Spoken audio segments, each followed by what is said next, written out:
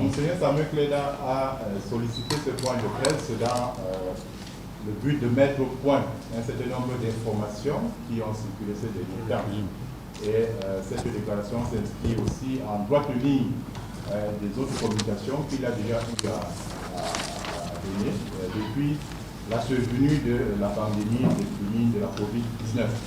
Il sera essentiellement question, je le présume bien, de donner des informations exclusives sur la dénomination finalement qu'il a su apporter à la solution qu'il a mise sur pied. Donc, Monseigneur va faire la déclaration et après quoi on va se donner quelques minutes pour que Monseigneur apporte des réponses à certaines questions si vous en avez. Donc, Monseigneur, votre déclaration. Merci. Je souhaite à vous tous d'être les bienvenus dans cette salle des actes de l'archidiocèse de Douala. Donc, merci d'avoir répondu à l'invitation. Je voudrais parler du traitement contre le coronavirus que j'ai mis sur pied. Il est bon que de temps en temps, nous puissions faire le point sur ce qui se fait depuis un bon moment. Nous avons commencé à appliquer le traitement pendant la deuxième moitié du mois de mars, avec quelques essais timides. C'est vers le 9 avril que nous avons introduit le traitement dans nos formations sanitaires. Donc, nous sommes presque 3 mois après. Il est bon que nous puissions faire le point sur tout ce qui a été fait jusqu'à présent. D'emblée, je déclare que le traitement mis sur pied contre le coronavirus est efficace. Efficace contre cette pandémie. Et vous êtes à Douala, vous avez rencontré sans doute des gens qui eux-mêmes racontent qu'ils ont pris ce traitement et ils ont recouvré la santé. Ce qui donc montre l'efficacité du produit. À l'heure d'aujourd'hui, si nous essayons un peu d'évaluer, de faire des statistiques, je me soumets quand même à cet exercice, parce que dans ma culture, on ne compte pas les personnes. Quand vous avez les gens, vous commencez à compter un à un, les gens tout de suite n'acceptent pas cela, on ne compte pas les hommes. Mais nous nous situons un peu dans une autre culture. Je me permets quand même, n'est-ce pas, de vous donner ces chiffres. Alors, les personnes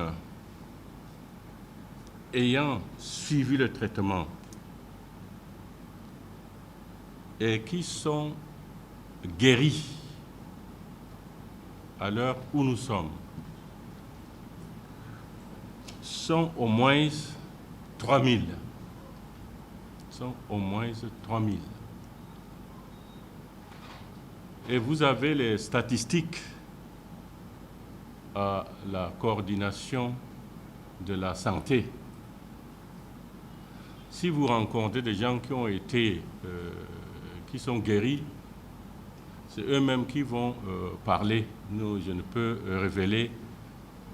vous révéler aucun nom.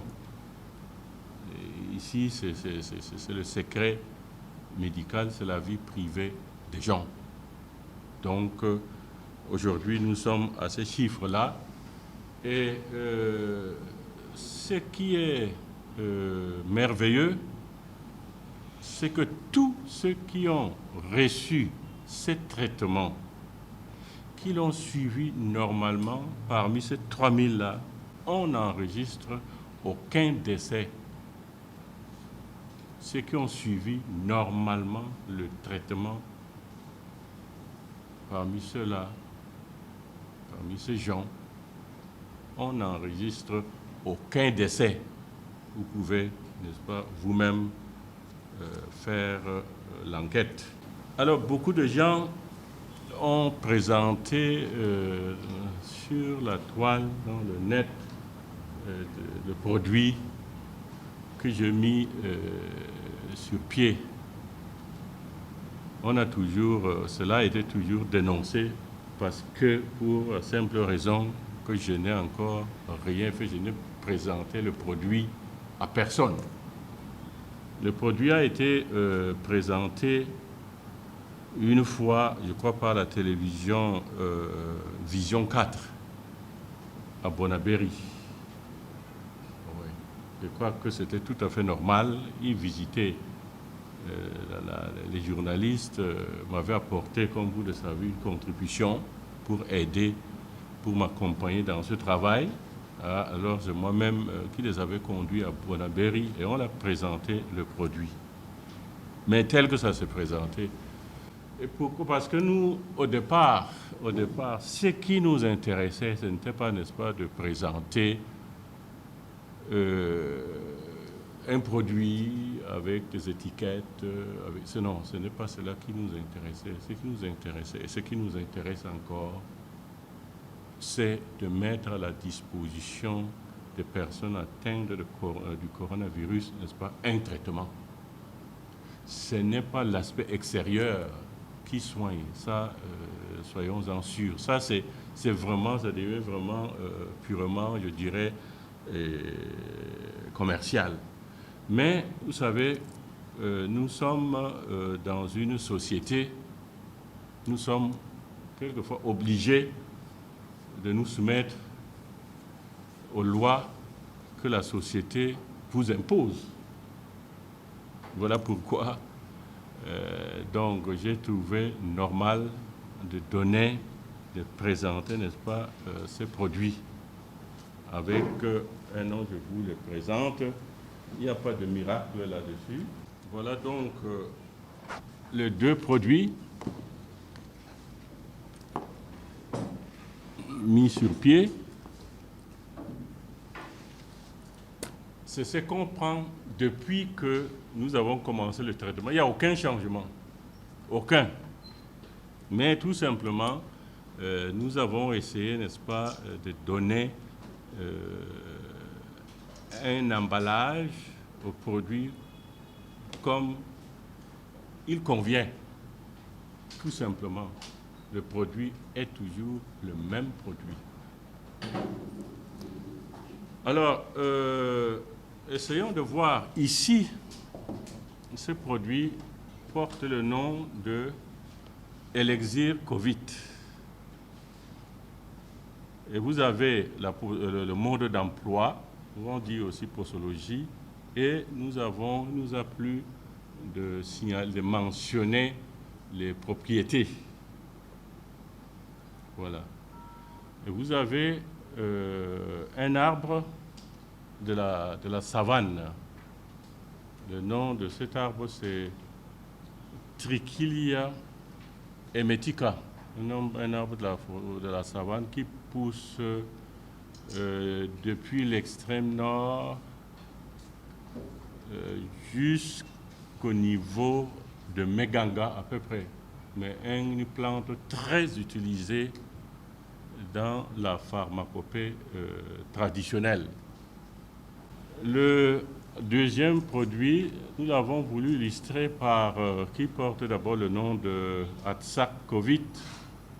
qui porte, n'est-ce pas, j'ai choisi comme symbole l'aloe, une variété d'aloe. Oui, une variété, en français c'est aloès, mais quand nous prenons le nom botanique, c'est aloe. Habituellement, les noms de plantes, il y a toujours deux noms. Donc, les gens sont habitués à dire aloe vera, mais il y a des milliers de variétés d'aloe ou d'aloès. Voilà. Donc, également, j'ai donné le mode d'emploi et les propriétés. Donc, quand on prescrit un traitement, ce traitement est composé de ces deux produits qui se prennent au même moment pour une personne, n'est-ce pas, atteinte du coronavirus. Voilà, ces deux produits-là. Mais je tiens à vous dire que ces produits, s'il faut parler ainsi, ce sont mes inventions et ils sont déjà inscrits à l'OAPI. Okay. Donc l'organisation africaine, n'est-ce pas, de propriété intellectuelle. Voilà, ils sont déjà inscrits donc à l'OAPI. Maintenant, j'en viens à l'organisation, n'est-ce pas, du traitement, comment pour dire en fait comment nous accompagnons les patients. Nous accompagnons les patients. Nous avons choisi le circuit de coordination diocésaine de la santé, c'est-à-dire l'organisation de la santé au niveau de l'Église qui est au Cameroun.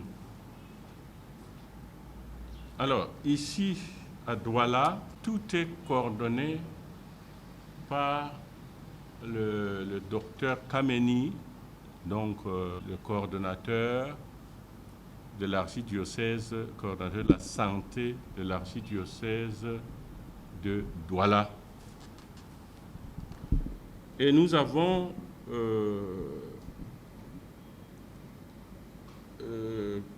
4 hôpitaux catholiques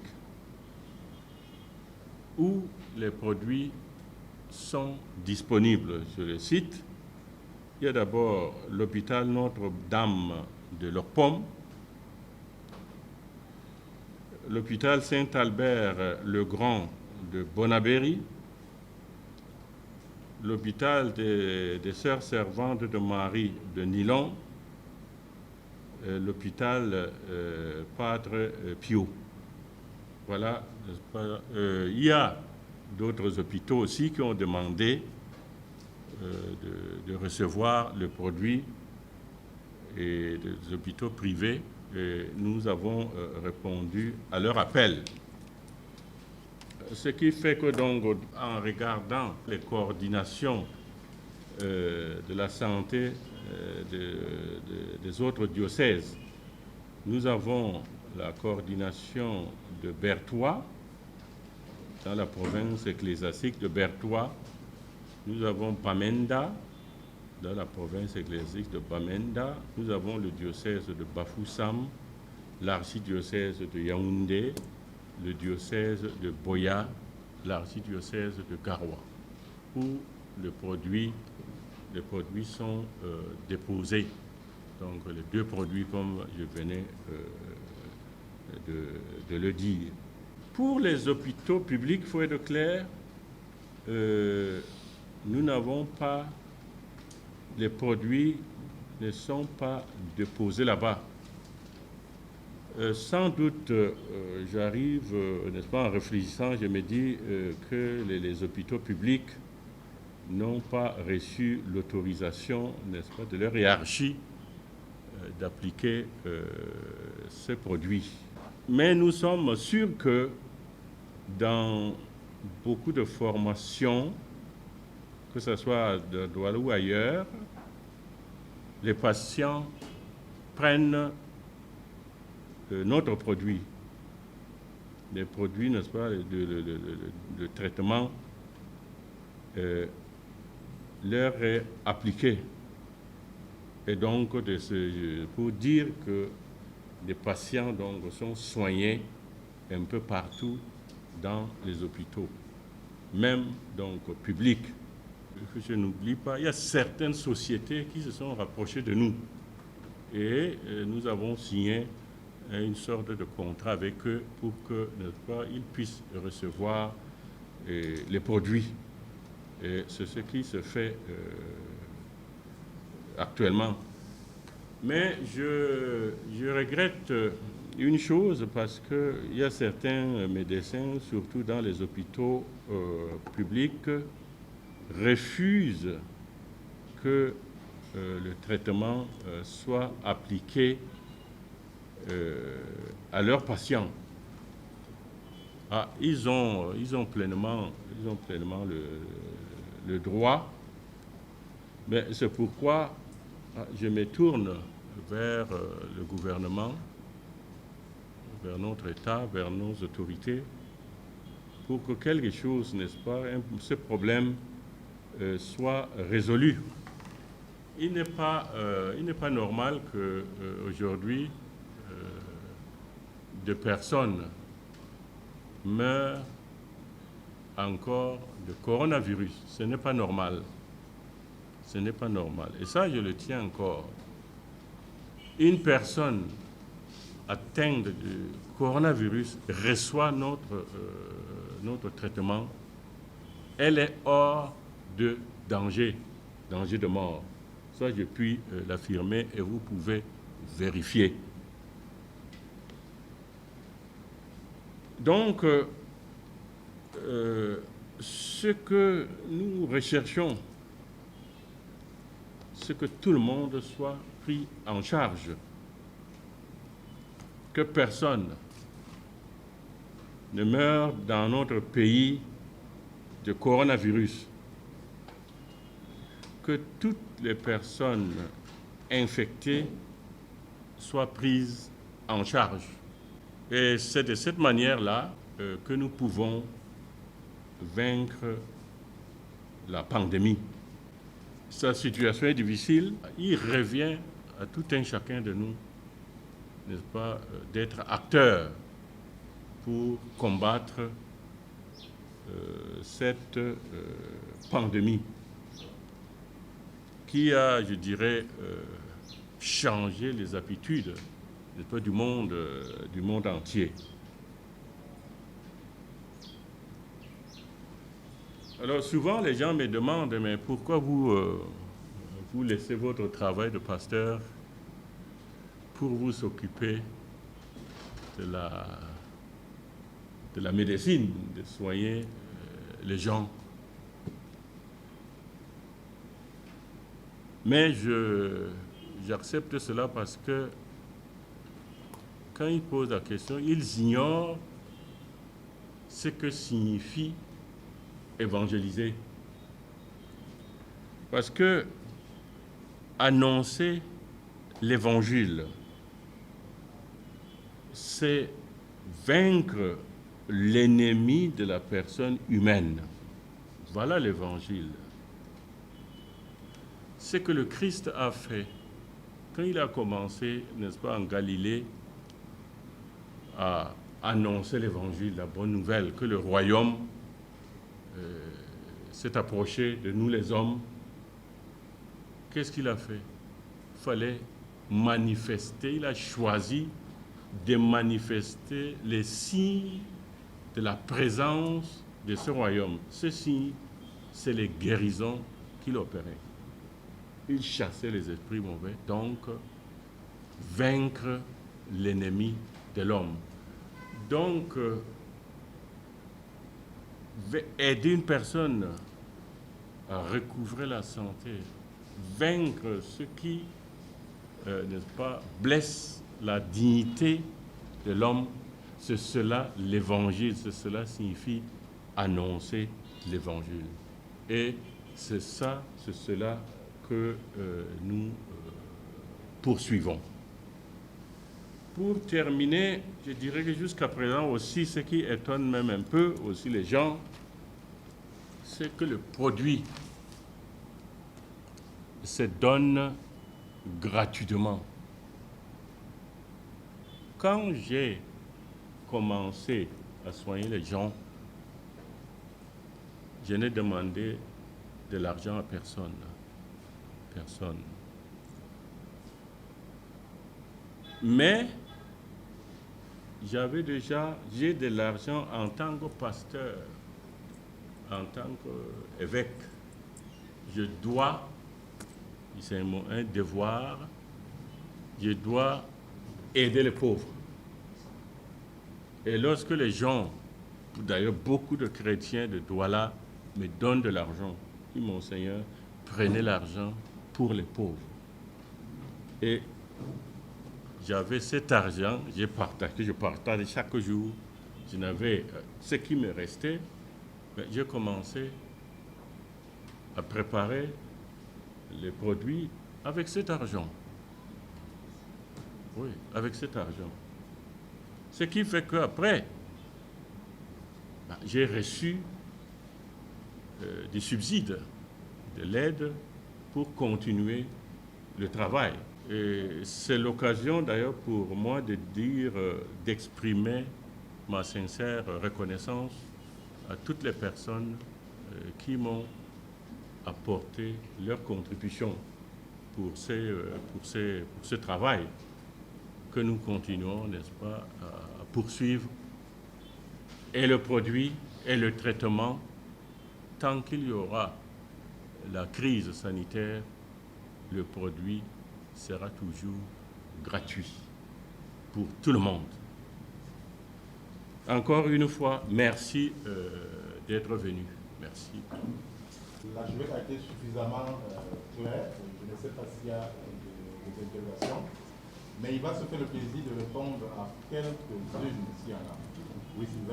Je voudrais transmettre ici une préoccupation de nos frères camerounais qui ne sont pas au pays, qui sont hors du pays, et qui de temps en temps nous appellent, nous interpellent comment faire pour avoir le traitement de Monseigneur. Donc, je vous retourne la question. Ok, merci. Jusqu'à présent, nous avons été un peu timides. Nous n'avons pas voulu commencer à envoyer les produits à l'extérieur. Nous avons suffisamment évolué, n'est-ce pas, dans ce travail, je dirais dans ce ministère. Mais à l'heure où nous sommes, il est possible que nous puissions envoyer les produits à l'extérieur à ceux qui le demandent. Nous pouvons aujourd'hui le faire. Mais nous donnons le produit à ceux qui sont malades. À ceux qui sont malades. Si quelqu'un n'est pas malade, nous envoyons, si nous envoyons le produit, il y aura encore, n'est-ce pas, beaucoup d'autres trafics, beaucoup d'autres choses qui vont se greffer à cela. Donc, nous sommes prêts à envoyer les produits aux personnes infectées ou de Cameroun ou d'autres personnes qui sont à l'extérieur. Bonjour Monseigneur, je m'appelle Donald Christiana, je travaille pour Financier. Est-ce que vous pouvez nous dire quel est le volume de sollicitation que vous avez? Je veux dire par semaine, par exemple, vous recevez en moyenne combien de personnes pour m'aider sous traitement. Ensuite, le ministère de la Santé a annoncé des essais approfondis sur votre protocole. Où en est ces études? On sait que vous avez reçu l'équipe conduite par le directeur de la pharmacie du ministère de la Santé. Où en est ces essais et le soutien qui avait été promis par le ministère de la Santé publique. En ce qui regarde, n'est-ce pas, l'affluence des patients, je crois que par jour, dans les formations sanitaires, il faut évaluer autour de, je dirais, 7 presque 7 à 1000 personnes qui se présentent dans les formations. Mais chez nous, dans nos formations désignées, pour donner le produit, nous exigeons qu'il y ait, n'est-ce pas, le test, que la personne soit déclarée positive. C'est cette condition que nous demandons. Quelquefois, il y a 100 personnes qui sont testées, on trouve seulement quelques-unes qui sont infectées. Et c'est uniquement à ceux-là, à ces personnes-là, que nous donnons le traitement.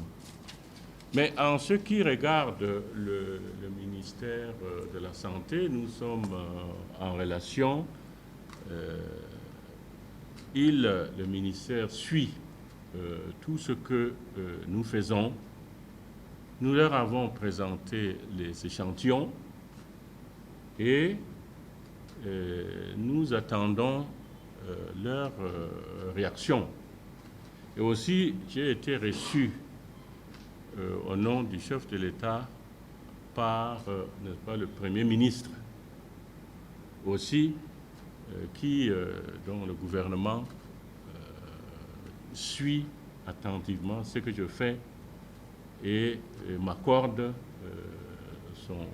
son soutien pour qu'on puisse, n'est-ce pas, avancer, étant donné que c'est tout le monde, n'est-ce pas, qui prend le produit. Donc, nous espérons que dans les jours à venir, beaucoup de choses se préciseront pour pouvoir avancer.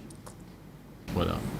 Monseigneur, je voudrais quand même, pour la bonne gouverne des journalistes et du grand public, vous demander de représenter. Vous avez indiqué des noms de plantes connues qui figurent sur ces étiquettes-là. Nous imaginons qu'il ne s'agit pas exclusivement uniquement de ces plantes-là qui rentrent dans la production de ce produit. Parce que les gens pourraient, à partir des plantes qui figurent sur ces étiquettes-là, aller imaginer des fabrications. Nous espérons que ce n'est pas le cas, monseigneur. Je crois que vous avez déjà dit l'essentiel et je n'ai plus rien à ajouter. Parce qu'évidemment, ça ne veut pas dire les plantes qui sont là, ce sont les plantes qui résument. Qui résume les produits, les deux produits que nous avons mis sur pied. Donc il faut faire. Non, écoutez, il y a une chose très importante qu'il faut souligner. Quand on n'a pas étudié les plantes, quand on n'a pas eu l'habitude d'appliquer les plantes, il ne faudrait pas s'aventurer dans ce domaine. Sinon, on se comporte comme un simple charlatan et on peut facilement s'empoisonner d'abord soi-même et empoisonner les autres. Il faut avoir une bonne documentation pour connaître les plantes, être capable d'apprécier la posologie pour pouvoir les donner. Ici, n'est-ce pas, nous ne sommes pas dans un domaine où on s'essaie. On ne fait pas des essais avec la vie des personnes. Ça, il faut bien le comprendre. On sait que la demande va être très bonne, monseigneur. Vous avez rassuré que vous recevez des dons des personnes, des bienfaiteurs. Ouais. Est-ce que ces moyens-là sont extensibles d'ici 2, 3, 4 mois? Est-ce que les moyens, la production de ces produits, ce protocole en grande quantité demande des moyens? Vous nous assurez que vous n'avez pas besoin de soutien, que ce soit des l'État ou d'autres donateurs?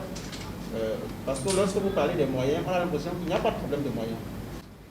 Oui, non, pour le moment, tel que nous fabriquons le produit, nous avons reçu des moyens et ces moyens-là, pour le moment, nous permettent de produire ce qu'il faut produire à l'heure actuelle. S'il faut maintenant qu'on produise, n'est-ce pas, ces médicaments pour distribuer dans d'autres pays d'Afrique, on devra aller plus loin. Ça c'est sûr. Il faut s'attendre à cela. Mais quand on a commencé, vous ne pouvez pas, face à une pandémie comme le corona, vous commencez, vous ne pouvez pas, du jour au lendemain, mettre des usines sur pied. Mais cela demande une bonne réflexion, une bonne étude pour pouvoir réaliser cela si nous devons envoyer le produit à travers le monde, si la demande est faite. Peut-être pas à travers le monde, monseigneur, il faut résumer, peut-être que la production va se faire à la limite des moyens disponibles pour l'instant. Si la demande s'accroît et qu'il n'y a plus de moyens, vous comprenez que l'archevêque n'a pas également les moyens non plus pour produire. Non, mais je n'ai pas peur à ce niveau-là. Non, les gens vont toujours donner. Non, je suis un homme de foi. Les moyens ne manqueront pas. Les moyens ne manqueront pas. Je suis un homme de foi. Merci.